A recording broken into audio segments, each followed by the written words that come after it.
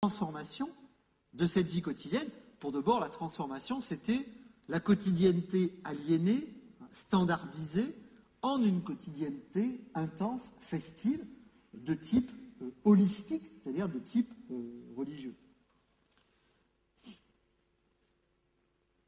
Alors, à mon sens, ce projet ne peut qu'échouer. Il ne peut qu'échouer et, d'une certaine manière, ma propre conception de la vie quotidienne essaie de sortir à la fois de la condamnation moderne de la quotidienneté, puisque le terme même de quotidienneté est essentiellement péjoratif. Par exemple, Heidegger, dans Les Traitants, à chaque fois qu'il parle de quotidienneté, c'est toujours sous un aspect négatif, ce qu'il nomme la déchéance, Verfall en allemand. Donc de sortir de ce schéma binaire, d'un côté une quotidienneté déchéante, la routine, la banalité,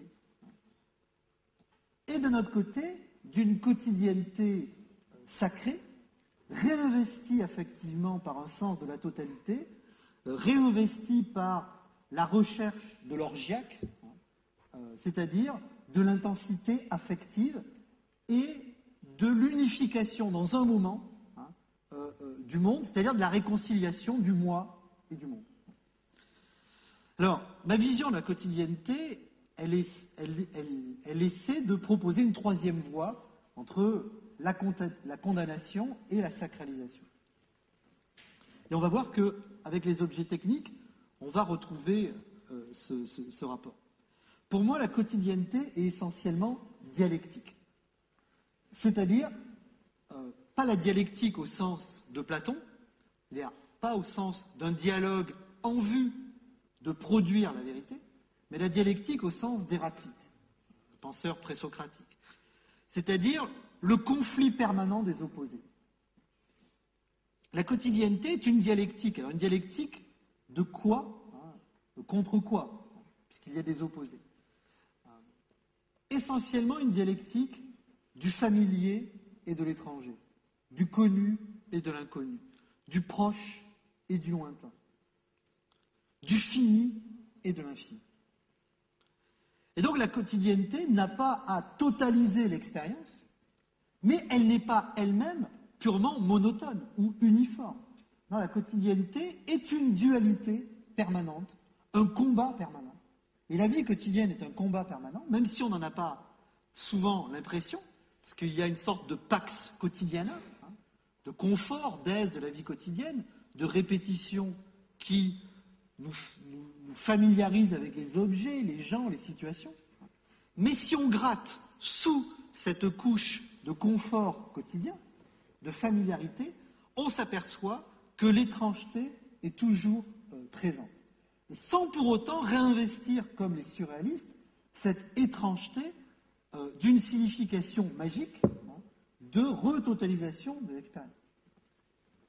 D'où il y a une dialectique, c'est-à-dire un conflit. Le fameux fragment d'Héraclite qui disait polémos, le conflit, la lutte est le père de toute chose, le principe de toute chose.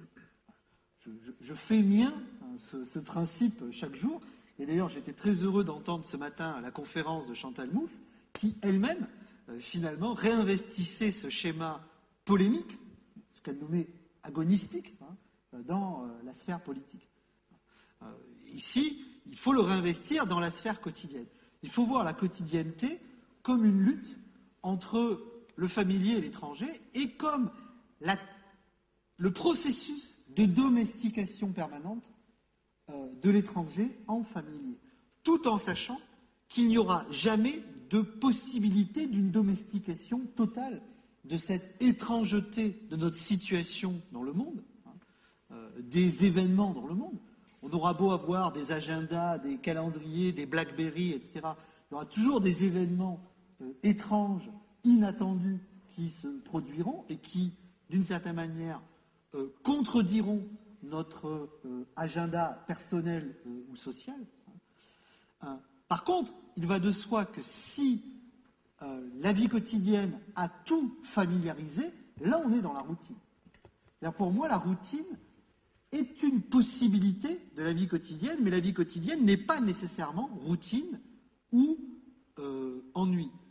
La routine, finalement, c'est lorsque la vie quotidienne n'a plus assez de force pour domestiquer, ou lorsqu'elle a tellement tout domestiqué qu'elle n'est même plus ouverte à l'adversité, à l'altérité, et donc au monde extérieur, à l'extériorité, c'est-à-dire aux événements étrangers. Alors, on connaît tous des cas de ce que je nommerais des pathologies de la vie quotidienne, qui sont ces pathologies de la normalité, des gens qui ont tellement tout domestiqué, à savoir bien sûr leur environnement personnel, leur environnement social, leurs relations aux autres, etc., que, d'une certaine manière, tout dégénère en routine, précisément parce que ce qui alimente la quotidienneté, c'est l'extra-quotidien. S'il n'y a plus d'extra-quotidienneté, il n'y a plus de quotidienneté, puisque j'ai dit que le quotidien ne peut vivre que dans un schéma dialectique. Si l'un des opposés disparaît, bien évidemment, l'autre élément disparaît aussi. De sorte qu'il faut à la fois domestiquer l'étranger et en même temps maintenir l'étranger comme étranger.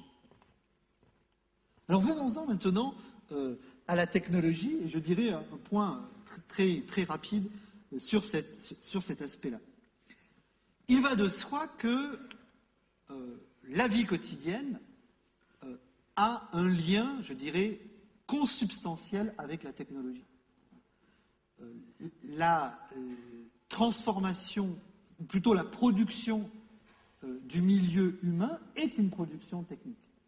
Et l'homme est un être, je dirais, originellement technique, précisément parce qu'il n'a pas d'origine. Et la technique, c'est justement ce complément originaire du vide originaire, ce que j'ai nommé la détresse originelle. Ce qu'un philosophe français, d'ailleurs, élève de Derrida, a développé, qui est Bernard Stiegler, qui dans ses écrits sur la technique a développé cette idée que la technique, justement, c'est ce supplément d'origine. Maintenant, la vie quotidienne, qui est elle-même une vie technique, finalement, toutes nos actions quotidiennes sont des actions liées à des objets, des instruments, des artefacts.